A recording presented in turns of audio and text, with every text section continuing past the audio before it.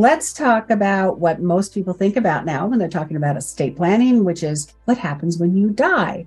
How do you protect your loved ones when you die? One of the ways you can do that is you can avoid probate. Most people think that probate is to be avoided at all costs. We'll talk about that, but you can avoid probate. What is probate? Probate is the legal process to administer somebody's estate when they die. It is a court process. Either the will is filed with the court, or if there's no will, it still goes through the court under the laws of intestacy. Probate in the state of Washington is a very straightforward process, but of course, if it's going to be easy or if it's going to be difficult depends on a lot of things, including how good was the estate plan and what are the dynamics of the family members that are left behind.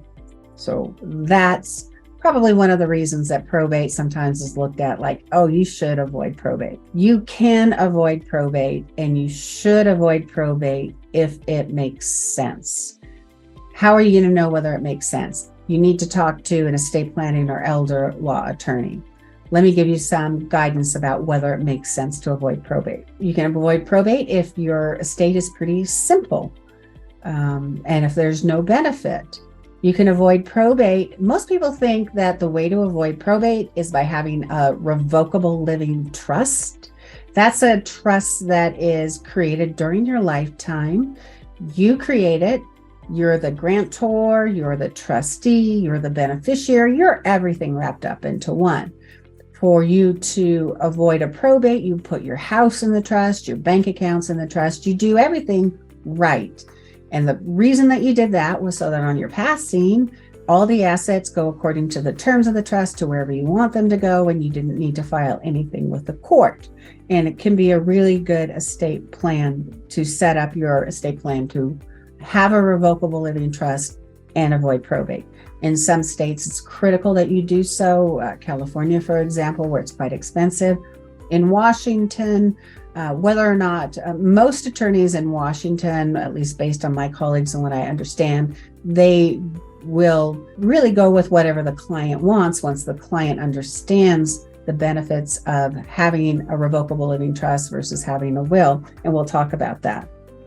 But a revocable living trust can be a really good way to set up your estate plan to avoid probate. That is a very good option for many clients.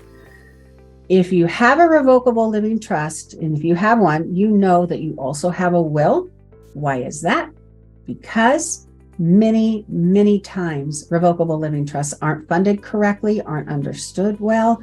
And what happens is the person dies, and not only is there a revocable living trust administration, there's also a probate because some asset wasn't put into the trust that should have been put in the trust. So the will, it's called a pour-over will, is to capture that asset, put it into the trust.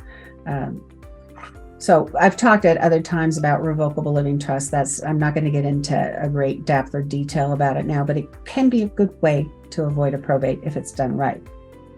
A revocable living trust isn't the only way to avoid a probate. You can do so very simply by, for example, you have a house and you want it to go to your child. Do a transfer on death deed. You have a bank account and you want it to go to your child. Do a pay on death provision. You have life insurance or IRAs or 401ks. You do beneficiary designations that says where it goes. If you properly set up all your assets, you avoid a probate. You didn't need a trust. You just avoided a probate because everything passes virtually automatically on your death. In order to do that correctly, though, you likely are going to need the guidance of an estate planning or elder law attorney to do that. Oh, and by the way, when we set up estates to avoid probate, we will always have a will as a backup because just like with a revocable living trust, it's not that uncommon for people to forget about an asset and they don't set it up as they were instructed. So there needs to be a probate or a small estate affidavit. But you can avoid probate in the right situation. That is something that you can do to protect your family against having to go through an otherwise unnecessary probate.